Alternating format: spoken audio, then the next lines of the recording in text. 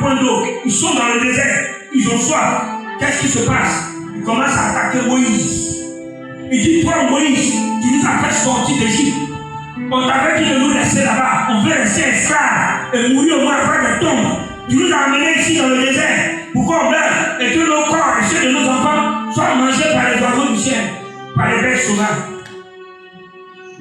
Maintenant, c'est Moïse qui les a enlevés d'Égypte, ce n'est plus Dieu.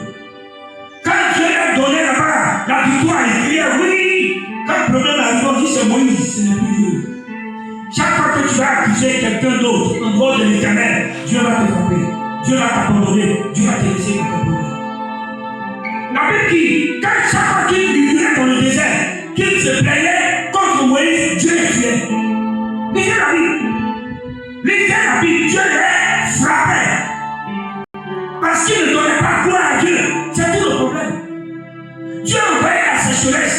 Il a envoyé les problèmes. Tu dis c'est Moïse. Dieu dit en haut, vous allez mourir ici. Alléluia. Dieu leur dit entrez à Canaan.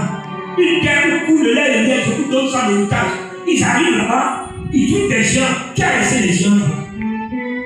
Les géants ne peuvent pas voir Thierry, ils allaient tous mourir avant qu'Israël arrive.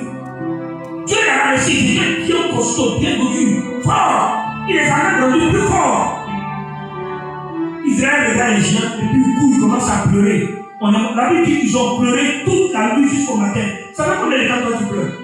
Combien de mois? Combien d'années? Dieu a été frappé sur cette fois de pleurer. La Bible dit tous ceux qui ont pleuré, Dieu les a tués. Ils ne sont pas rentrés à Canaan. Alors c'est la parole, hein? Ils sont venus faire quelqu'un. On va les ouvrir.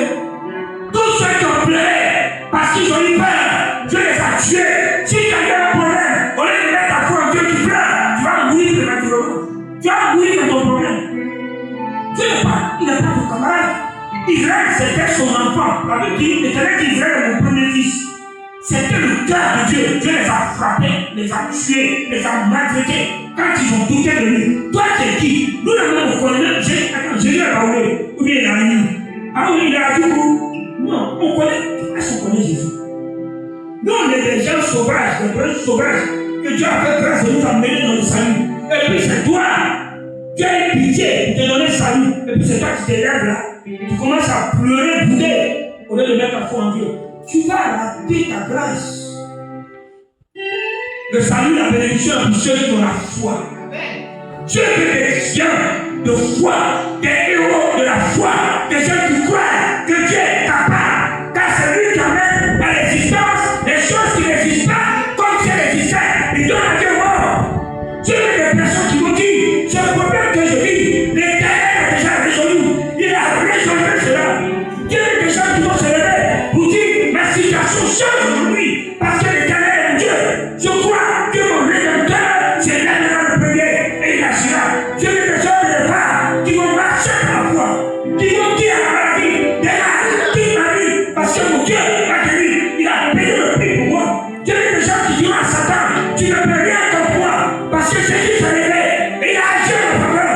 Mon Dieu est puissant. Dieu veut des personnes qui vont déclarer Jésus est mon Père. Dans la maladie, les mains de ténèbres ne peuvent rien contre moi. Arrête de te lamenter. Arrête de pleurer.